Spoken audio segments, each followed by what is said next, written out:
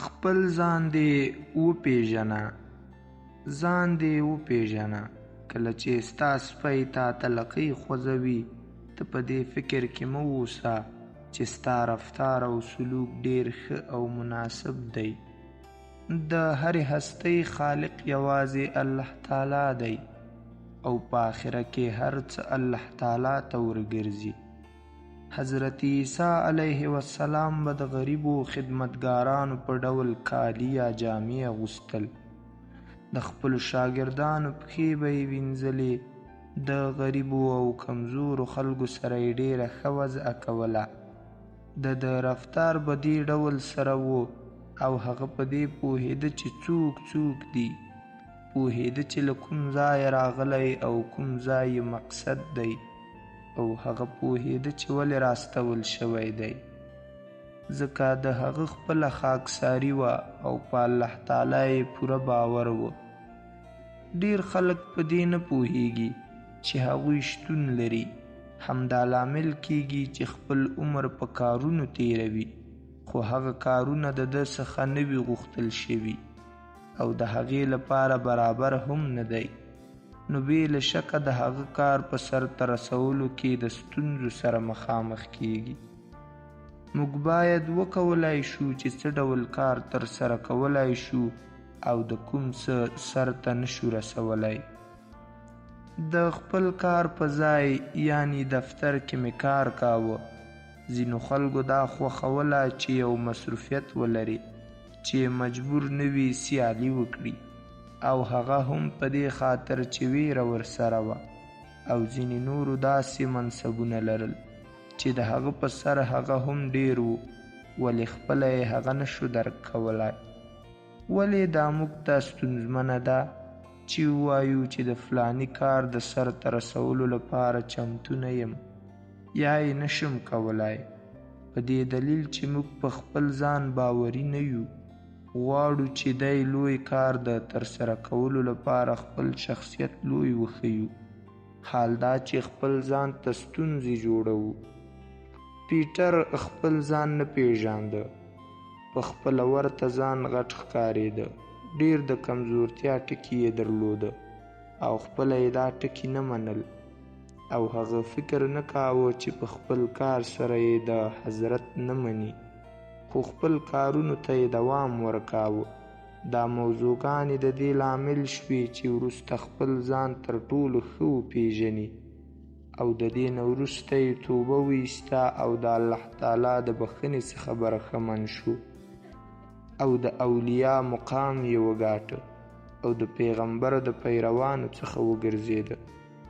د کمزورۍ ټکي او نه وړتیا زموږ څخه واک نشي ګرځولی، خو تر کومه حده چې الله تعالی توفیق درکړی د هغې څخه مخکې نشو تللی. یوه ښځه پیژنم چې د خپلو دوستانو نه یې ډېر پرمختګ کړی و. هغې زما څخه دعا غوښتله چې دعا ورته وکړم چې کیدای شي هغه هم دې پوړۍ ته ورسیږي. ما دعا ورته وکړه چې الله تعالی دې له دې سره مرسته وکړي چې هغه څه کولی شي او د هغه څه وړ ده چې په لاس یې راوړي. ولې خپله پوهېده چې هغه د لوړ مقام او د پرمختګ وړ نه ده، او هغې ته مې لارښوونه وکړه که چیرې د لازم استعداد نه درلود په صورت کې که لوړ مقام ته لاړ شي کیدای شي چې درته ستونزمنه شي، او همدا موضوع د دې لامل شوه چې ساده او پاک ژوند وټاکي، سختی او بدبختی پرېږدي. په ژوند کې هیڅکله مه ویرېږئ. زړورتیا په دې معنی نه ده چې د ویرې او ستونزو څخه ونه تښتو. خلاصون زما د لارې څراغ دی، نور نو بیا د څه شي څخه وویرېږو؟ ویره دومره ساده مسله نه ده. ویره عذاب ورکوونکې ده او د پرمختګ څخه مخنیوی کوي. دا هغه وسیله ده چې شیطان خلق د الله تعالی څخه پرې لرې کوي. ډیری خلک ویریږي، هغوی د نورو نه له تیر شوي څخه، له راتلونکي څخه، د لوړوالي څخه، د پرمختګ څخه او ډیرو نورو شیانو څخه هم ویریږي. کیدای شي چې موږ وویریږو، او نه دا چې ټیټ راشو. موږ هر کار چې غواړو سر ته ورسوو او که وویریږو ښه دا ده چې سر ته یې ورسوو. زړورتیا په دې معنا نه ده چې ویره وجود نه لري. زړورتیا دا ده چې د ویرې سره هم خپل کار ته دوام ورکړو. کوم وخت چې د یو کار سرته رسول د الله تعالی په واک کې وي، الله تعالی خپله زموږ ستونزې لرې کوي، موږ ته وړتیا راکوي او مرسته راسره کوي، او که پیسو ته اړتیا ولرو هغه هم پوره کوي. د عقل څخه سمه ګټه پورته کول موږ ته راکوي او لازمه وړتیا موږ ته برابروي. لنډه دا چې د ټولو کارونو وړتیا موږ ته رابخي. دا شیبې د توجه وړ نه دي او کوم قدم چې پورته کوو هر څه تیاریږي. له بلې خوا شیطان موږ ته ویره جوړوي تر څو ورڅخه ډډه وکړو، خو الله تعالی موږ ته وړتیا راکوي چې په بریالیتوب سره کار سرته ورسوو، او همدارنګه کوم ساده ژوند چې موږ پیل کړی الله تعالی راته توفیق رابخي چې هیڅکله هم ونه ویریږو. هغه وخت په مونږ ویره لمنه غوړوي چې په جنگ کې زمونږ لپاره بریا شونې نه ده. د جنگ یو سردار او سپهسالار ټول ویریدونکي سرتیري د سرتیرو له جملې څخه وویستل. زه نه وایم چې ویریدونکي لرې کړئ، خو که چیرته وغواړو چې د الله تعالی اراده د اجرا کول د مرحلې لپاره پریږدو، اړ یو چې شاوخوا خلک چې زموږ د ویریدونکو طبیعت باندې وپوهیږي او پرې نږدې چې ویره په هغوی لمن وخوړوي. ویره افکار زړه نازړه کوي او عاطف زموږ ګډوډ کوي او د همدې لامل کیږي چې زموږ غیر منطقي کارونه بې معنا او سخت شي. نو بس باید ویره له ځانه لرې کړو. الله تعالی موږ ته ویریدونکي روحیه نه ده راکړې، هغه موږ ته قوي روحیه، سالم عقل او محبت رابخلی دی. په اخیستلو باندې د هر څه ډیر وخت مه تیروئ. د چارو په اداره کې شاوخوا خلک دي ښه وټاکه. د هغوی د منځ څخه خلک خپل استازي پیدا کړئ او تر کوم وخت پورې چې مو ضوابط په نظر کې سره سر ته رسیږي په چارو کې دخالت مه کوه. د شنه اسمان لاندې آیا سره له دې چې ډیره پلټنه هم کوئ او غواړئ چې یو قدم مخکې واوسئ، بیا هم وخت لږ دی. که چیرته ستاسې ستونزه د وخت کمښت وي، بس تاسې کولی شئ یو اندازه وخت واخلئ. البته موخه دا نه ده چې 24 ساعته کار وکړئ. په کومو کارونو کې چې په تاسې باندې واجبي نه ده، کولی شئ چې یو بل چاته پیسې ورکړئ چې هغه کار ستاسو لپاره سرته ورسوي. که چیرته امکان ولري پاکوالی، جامې وینځل، اوتو کول او نورو ته دیوال وکړئ، خو احتمال لري چې په راتلونکي کې د همدې کارونو سرته رسول ستاسې د ناروغتیا لامل وګرځي او اضافه مصرف مو په ډاکټر او درملو باندې لاړ شي. ځینې خلک په دې باره کې سختي کوي او چمتو نه دي چې د دې کارونو لپاره پانګه اچونه وکړي. په دې عمل سره خپله سلامتي د شعاع او رڼا لاندې راولي او خطا نور د کورنۍ خلک هم د دې د وجې نه ځورېږي او مجبوریږي چې ډیر مصارف وکړي. موږ باید یو څه پانګه وکړو او نه باید سخت واوسو، او لازمه ده په هغه وخت کې پانګه وکړو تر څو وکولای شو د خپل کار ګراف لوړ کړو او ډېرې پیسې لاسته راوړو. ځینې خلک دا خوښوي چې نوي او حیرانوونکي کارونه ترسره کړي، خو هغوی ځینې وخت په پخوانۍ لاره حرکت کوي چې ډېرې موانع د پرمختګ کولو په لوري شته. موږ ډېرو کارونو په کولو قادر یو چې سره ته یې ورسوو. فکر کوم خو وخت یې نه لرو، ستومانه کیږو، او که چیرې یو اندازه وخت واخلو د هغو کارونو برخه یې د ترسره کولو ده. یو وخت مې ډېر کارونه ترسره کول چې یو بل څوک راته هغه کار سر ته رسوي، او که چیرته مې داسې نه کول ډېر کارونه مې سر ته نه رسېدل. او که چیرته قصد لرئ خپل ژوند مساعده او پاک کړئ، دغه لار هم مرسته کوي. لږ وخت واخلو او لږ ژوند هم واخلو. پوه شه او خبر اوسه چې الله تعالی لرې. که په الله تعالی مو اعتماد وکړ نو په خلکو به مو هم اعتماد کړی وي او هر کار به درته د ګل په شان غوړېدلی وي. الله تعالی وفادار او د باور کولو وړ دی او اتکا کولو وړ هم دی، په همدې معنا چې په خپل قول یې وفادار دی او کولای شو په هغه توکل وکړو. په دې اساس سره په دې وطن کې 10 سلنه خلک ما نه خوښوي او موږ نشو کولای کوم کار وکړو، یوازې په فکر کې ورلویږو او فکر کول هم څه نه بدلوي. حقیقت دا دی چې الله تعالی له موږ سره دی، خو الله تعالی د شان او شوکت او د عظمت خاوند دی. په واقعي ډول سره ستونزې نشته چې څه ډول خلک زما په څیر وي. نو په همدې ډول موږ تل خدای لرو چې همدغه زموږ لپاره ډیر څه دي. یو وخت تاسې وینئ چې څوک تاسې سره دوستي نه کوي، د دې موضوع څخه مه ځورېږئ، د الله تعالی په هیله واوسئ، هغه ته ځان وسپارئ. که چیرته د یوې مهمې موضوع سره مخامخ یاست، دغه کلمې ولولئ: خدای لرم او هر وخت خدای لرم او هر کار چې لازم دی سر ته یې رسوم. الله تعالی هر وخت له موږ سره دی او هیڅکله موږ یوازې نه پرېږدي. په تلپاتې فکر کې واوسئ، په الله تعالی تکیه وکړئ او د هغه سره یو ځای شئ. ځمکه ستاسې ده او له ځمکې سره یو ځای شئ، نه دنیا، نه شتمني او نه آخرت. پرېږده چې افکار د دې پر ځای چې په مادیاتو کې غرق او ورک شي او معنویات واخلي او آرام واوسي. یو اندازه خلک د نن او سبا او نږدې راتلونکي ته پاملرنه کوي او حد اکثر بیا کېناستل په نظر کې لري. ډیری زموږ څخه ابن الوقت دي او په هغه شیبه کې ژوند کوو او یو څه په نظر کې لرو چې فوري پایلې راکړي. موږ په دینی چارو کې فکر کوو، خو الله تعالی زموږ د ژوند برنامه او عاقبت د تل لپاره په نظر کې لري.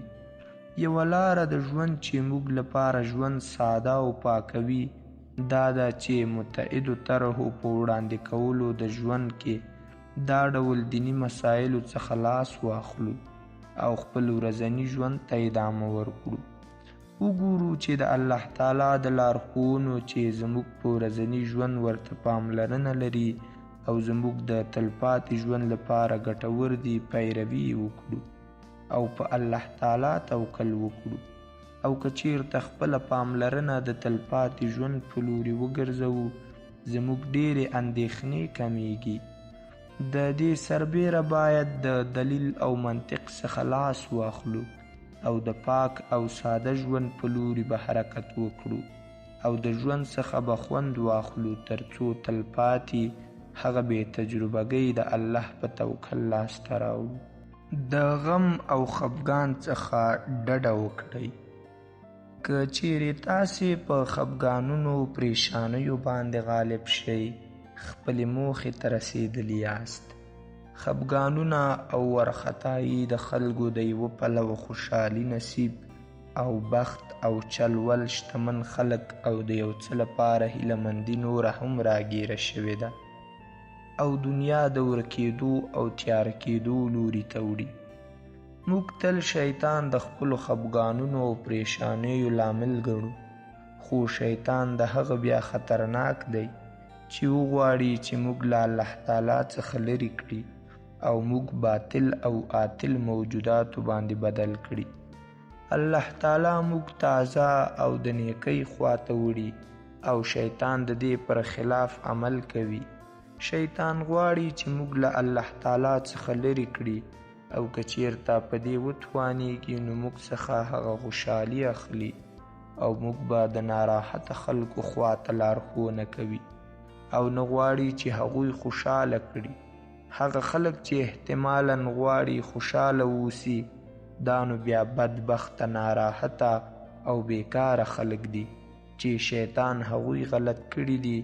موږ به د هغوی په وضع باندې اخته کړي. په دینی کتابونو کې راغلی دي چې موږ نه باید په خفګان او پریشانۍ کې راګیر شو او په همدې ډول سره الله تعالی په نظر کې ونیسو. موږ باید عمده ستونزو مسایلو ته پاملرنه وکړو چې دا بیا په داسې حال کې ده چې زموږ ژوند ساده او پاک کیږي. درې پوړیزه انسان. ستر انسان د سترو عقیدو په اړه خبرې کوي. متوسط انسان د مادي شیانو په اړه خبرې کوي. کوچني انسانان په نورو پسې خبرې کوي. ستر انسان د نورو کسانو غم له ځانه سره لري. متوسط انسان د ځان غم له ځانه سره لري. کوچني انسانان هیڅ غم نه لري. ستر انسانان د نورو عظمت ته ګوري. متوسط انسانان د خپل عظمت په لوړوالو کې بوخت وي. کوچني انسانان خپل عظمت د نورو په تحقیر کې لټوي. ستر انسانان د حکمت په حاصلولو پسې هڅه کوي. متوسط انسانان د پوهې حاصلولو پسې هڅه کوي. کوچني انسانان د سواد لاسته راوړلو پسې هڅه کوي. ستر انسانان د لا جواب پوښتنو مطرح کولو هڅه کوي. متوسط انسان هغه پوښتنې جوابوي چې جواب لري. کوچني انسانان فکر کوي چې د ټولو پوښتنو جواب ونه لري. ستر انسانان مسایلو په رامنځته کولو لګیا وي. متوسط انسان د مسایلو په حل کې بوخت ښکاري. کوچني انسانان مسایل نه لري. ستر انسانان چوپتیا تر خبرو غوره ګڼي. متوسط انسانان ځینې وخت چوپتیا تر خبرو غوره ګڼي. کوچني انسانان زیاتره وخت د خبرو له لاسه د چوپتیا له نعمته بې برخې دي. د یو نوي پیل لپاره هیڅکله هم ناوخته نه دی. په رښتیا هم د حیرانتیا خبره ده چې هر څوک قادر دی په هره شیبه کې دنیا بهتره کوي. د مهربان او لوی خدای تعالی د بخښنې په علت سره موږ له منځه نه یو تللي. رحمت او مهرباني د الله تعالی دوام کوي. ناهیلي یو دروند بار دی. پکار نه ده چې هغه څوک په غاړه واخلئ. د الله تعالی لور ته ورتګ هیڅکله هم لرې نه دی. حتی هغه کسان چې خدای پرسته نه وي نو هغوی وخت لري چې د خدای خواته وګرځي. الله تعالی شیطان د دروغجن په نامه یاد کړی. شیطان غواړي چې موږ خپل امید د لاسه ورکړو. خو شیطان د دغه کلمې چې هر وخت آخر او خوښوي. شیطان وایي چې پیچلی یې، ګډوډ او نارامه یې او نه هیڅکله نشي کولی چې خپلې ستونزې حل کړي. اما باید یادونه وکړو چې هیڅکله د دعا لپاره غوښتنې او مرستې د الله تعالی څخه لرې نه دي. د دینی کتابونو په ډیرو داستانونو کې د پښیمانۍ په باره کې راغلي دي. هغه څوک چې د الله تعالی په لور نه ګرځي ماته یې خوړلې ده او نیک کار نه کیږي، نه باید خپل ځان تطبیق کړي او نوی ژوند پیل کړي. هیڅکله نوی پیل لرې نه دی. څوک چې غواړي نوی ژوند پیل کړي کولی شي چې ووایي تر هغه ځایه چې شونې ده پلټنه کوو او په الله تعالی باور لرم، په الله تعالی توکل کوم او په همدې طریقې سره د خپل ژوند لاره پیل کوم او نور نه ناهیلی کیږم. د خپل ځان څخه مه ناهیلی کیږه. د قدرت نښانې عبارت دي له پایداري، مقاومت، استقامت. د ضعف نښانې عبارت دي له ناشونې، موانع او سردردي. زموږ باندنی بدن پلټنه او عوامل موږ تل مدام د ستومانۍ په لوري خفګان او د نه وړتیا په خوا وړي. خو دننه ځواک مو ورځ په ورځ تجدید تر او تازه کیږي. هلکان د لارې د تللو چل زده کوي. د هغوی یادول قدم په قدم دي.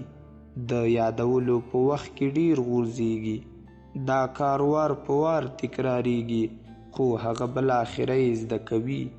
او که چیرته د هغه پیل څخه زړه مات شي د لارې د تللو څخه لرې کیږي او یا یې وهلی نشي.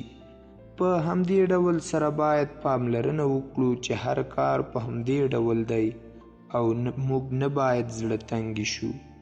داسې برنامې مخې ته راځي او موږ ازمایي چې موږ تښتو او بیرته د غورځېدو څخه جنګیږو او نوي یې پیل کوو.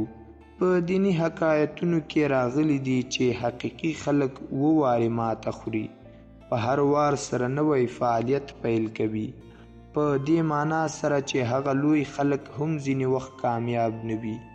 هیڅ یو زموږ څخه په بد او پیدا کېدو پوره نه وو. الله تعالی هغه خپل دستورالعملونه موږ ته مرحله په مرحله راکوي. طبیعي ده چې موږ یې خوښوو، د ټولو برنامو څخه خبر شو، خو الله تعالی دستورونه مرحله په مرحله ورکوي.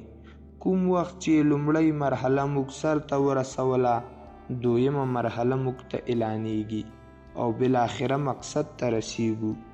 ځینې خلک اول قدم نه پورته کوي او د دې په تمه وي چې د ټولو مرحلو څخه خبر شي، او دا هغه ډول کسان دي چې د شکست او ماتې خوړلو خوند به وګوري.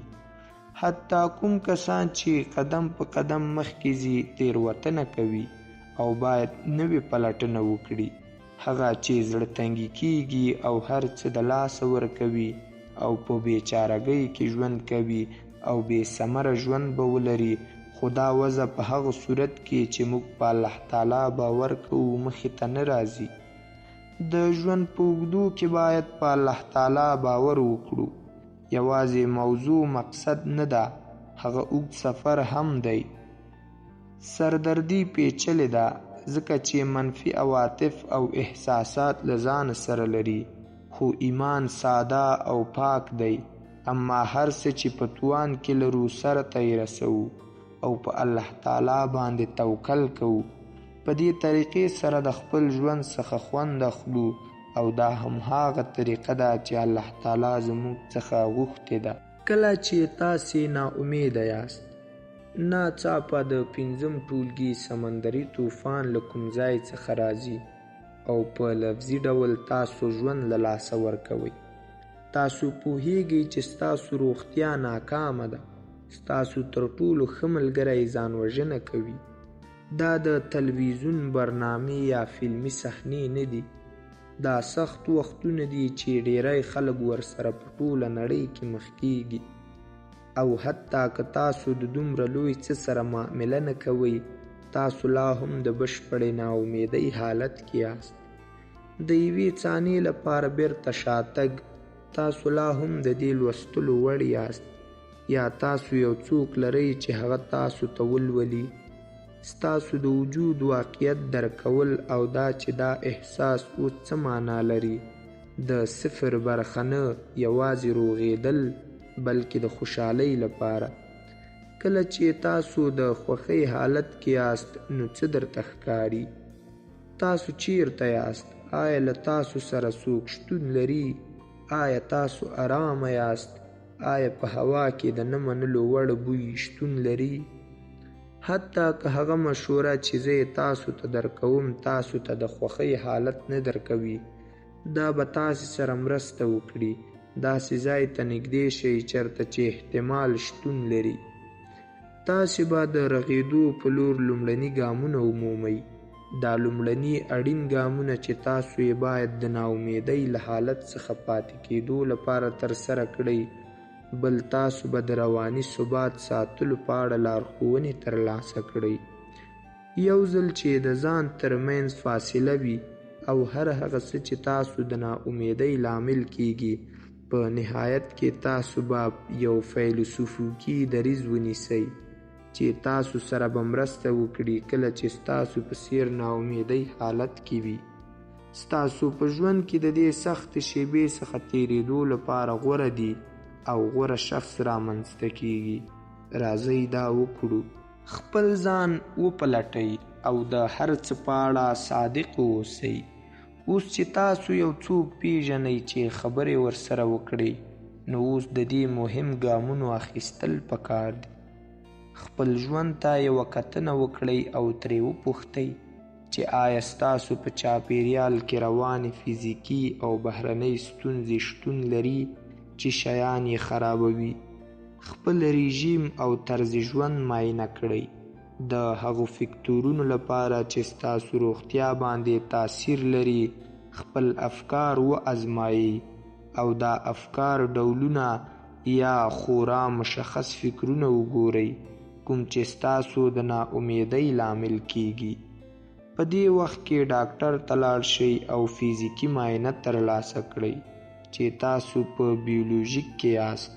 شاید تاسو کافي ویټامینونه یا مغذي مواد ترلاسه نه کړئ، یا تاسو ډیر څه ترلاسه کوئ، شاید تاسو کافي تمرین ونه کړئ. د ډاکټر سره صادقه اوسئ، له خپل سلاکار سره صادقه اوسئ. کله چې خپلې پخوانۍ تجربې او ورځني افکار او عادتونه تشریح کوئ، هیڅ شی مه پټوئ. له خپلې کورنۍ او ملګرو سره صادقه اوسئ. تاسو اړتیا لرئ دوی ته ووایاست چې تاسو څنګه احساس کوئ، پرته له دې چې دا څومره سخته وي. دا د رغېدو لپاره یو له خورا اړین ګامونو څخه یوه برخه ده. ستاسو احساسات منل. تاسې یوازې نه یاست. د کورنۍ غړي یا ملګري ته زنګ ووهئ. که تاسو ساده کس سره د خبرو لپاره اړتیا لرئ نو د خبرو کولو فرصت پیدا کړئ. غوره دا ده چې د ځان سره د شخړې نه راتیر شو او له نورو ملګرو سره د خبرو کولو چانس پیدا کړو. یو انتباه د رښتیني معالج لپاره خپل ملګري او کورنۍ ځای په ځای کولو هڅه مه کوئ. دا ستاسو د هغوی دواړو لپاره صحیح دی، ځکه چې دلته ډیر احساساتي تړاو شتون لري. په لنډه توګه تاسو به د دوی ډیر فشار لرئ او دوی ممکن تاسو ته جالبه مشوره درکړي. احساساتو ته لاړ شئ. د ناامیدۍ اضطراب یا اضطراب احساس په خالی ځای کې شتون نه لري. منفي افکار د فرعي ناراحتۍ یا اضطراب احساساتو لامل کیږي. دا منفي چلند ته مخه کوي چې ورو ورو تاسو خوري. کله چې واقعي یو څه خراب پیښ شي، منفي چلند په ویره او ناامیدۍ کې وده کوي. منفي افکار او احساسات مو څه دي چې په تیرو کې مو درلودل؟ هغه څه چې تاسو یې اوس دلته ګورئ، دا د غلطۍ خبره نه ده. دا افکار او احساسات نشي کولای چې بدل شي. په هر صورت کله چې تاسو په دوی کې اوسئ، دوی ستاسو په مغز کې لارې رامنځته کوي. په نهایت کې یو ځل یو ناورین پیښیږي، لکه څنګه چې به وي، ځکه چې دا ژوند دی. ستاسو ذهن ډوب کیږي ځکه چې تاسو خپل ځان روزلی دی تر څو بد احساسات کنټرول کړئ. د دوامداره مودې لپاره د بد احساساتو څخه ډیر ناامیدي رامنځته کوي. اوس خپل لیدلوری تنظیم کړئ. تاسو د روان وضعیت سره معامله کوئ چې په واقعیت کې ورسره مقابله مشکله وي. د ناامیدۍ لپاره د ناهیلۍ له منځه وړل دي، مګر دا حالت واقعا سخت دی. تاسو ووایاست بلې همداسې ده. د خپل ځان څخه ډیره تمه مه کوئ. د وضعیت سره مقابله کول د دې سختۍ اعتراف کول دي. خپل ځان د بد احساس لپاره وقف کړئ. هر څوک به ستاسو حالت کې بد احساس وکړي. هلته دا د دې لویه برخه ده. تاسو یوازې د دې په اړه فکر پیل کړئ چې نور یې څنګه احساس کولای شئ. تاسو کولای شئ حتی نور هم پراخه کړئ، حتی ډیر لرې د نړۍ ته وګورئ. آیا نور خلک هم په نړۍ کې د سختو وختونو څخه نه تیریږي؟ په حقیقت کې آیا بد وضعیتونه، لوی ناورینونه، غمیزې وختونه شتون نه لري؟ کله چې خلک د بشپړ زیان او ویجاړتیا سره مخ وي، تاسو به د دوی وضعیت څنګه احساسوئ؟ تاسو به خامخا دوی ملامت نه کړئ. د ځان پاملرنې د تمرینونو په اساس د ځان پاملرنه هغه شیان دي چې تاسو یې ترسره کوئ پرته له کوم فشار لرونکي کار سره. دا هغه شیان دي چې ستاسو د هوساینې لپاره ضروري دي. دا شاید په خپله خوږ وي، مګر د ځان پاملرنه په حقیقت کې د رواني روغتیا لومړنی اساس دی. ډاکټر ماري بارټا وایي هره ورځ د ځان پاملرنه کې ځان شاملول د هغې زغرې په توګه ده چې په سختۍ کې زموږ سره مرسته کوي. د ځان پاملرنه د فشار اداره کول او ستاسو غوره ژوند کولو کې خورا اوږده لار پر مخ وړي. دلته د ځان پاملرنې ځینې وړاندیزونه دي. متقابل خوب مهالویش ته لومړیتوب ورکړئ او هره شپه پوره خوب وکړئ. هغه شیانو ته مه وایاست چې په تاسو فشار راوړي او ستاسو هوساینې لپاره اړین نه دي. صحي خوړلو ته لومړیتوب ورکړئ او د خپلې خوښې صحي راحته خوړو باندې لږ مصرف وکړئ. په کار کې لږ تر لږه وقفه ونیسئ او وخت ونیسئ چې یوازې د کار وروسته سکوت وکړئ. هره ورځ وخت وټاکئ تر څو یو څه ترسره کړئ چې تاسو واقعاً ترې خوند اخلئ.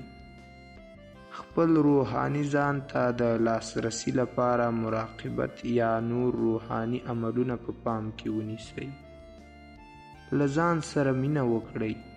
د خپلو شخصي ځانګړتیاو په اړه فکر وکړئ او هغه څه منعکس کړئ چې څه شی تاسو سره مینه کوي. د هغه شیانو په لرې کولو سره چې ژوند کې لږ اهمیت لري، موږ د هغې شیانو سره پاتې یو چې خورا مهم دي. په ځانګړې توګه ستاسو په شخصي ځای کې د هغه شیانو ډیره برخه چې تاسو ورته اړتیا نه لرئ فشار نشي رامنځته کولی. خپله کوټه ډیکلیټ کړئ او د امکان تر حده آرام، خوښ او خوشحاله اوسئ. اوس چې تاسو له خپلې ناامیدۍ څخه لرې یاست، نو اوس د دې وخت را رسېدلی چې په سمدستي ډول درملنې ته دوام ورکړئ. کله چې تاسو عکس العمل کوئ، تاسو پرېږدئ چې حالات کنټرول شي. کله چې تاسو عمل کوئ، تاسو کنټرول اخلئ او خپل ژوند به بدل کړئ. له بل چا سره د مرستې لپاره لار ومومئ. اوس چې تاسو له ځان سره مرسته کړې، اوس وخت دی چې له بل چا سره مرسته وکړئ. دا د بهر لید لپاره بله لاره ده. خپل سخت وخت څخه هاخوا وګورئ او وګورئ چې څه کولی شئ په ټولنه کې د نورو ملاتړ لپاره. دلته نورو سره د مرستې لپاره ځینې نظرونه دي. د ښار په شاوخوا کې د پاکولو هڅو لپاره داوطلب.